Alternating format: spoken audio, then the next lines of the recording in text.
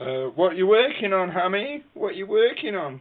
Well, this is another one, and I'll just prove to you that the VDP is dead and we're getting fuck all video.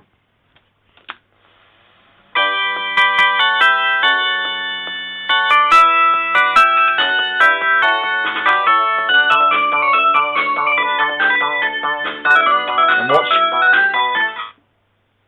See the VDP slightly kick in when I'm switching off. So these bootleg VDP are terrible. Number one. Number two, the original chip don't work in the place, which means the TA06 will not work there, which means get a new motherboard from a Mega Drive and convert it to work. That's about it really. It's the only way out for this one, and it'll last a hell of a lot longer, and the top board's still good. So we'll go again one more time. Nah, it's not worth it. So yeah, that's what I'm working on. Bobble super.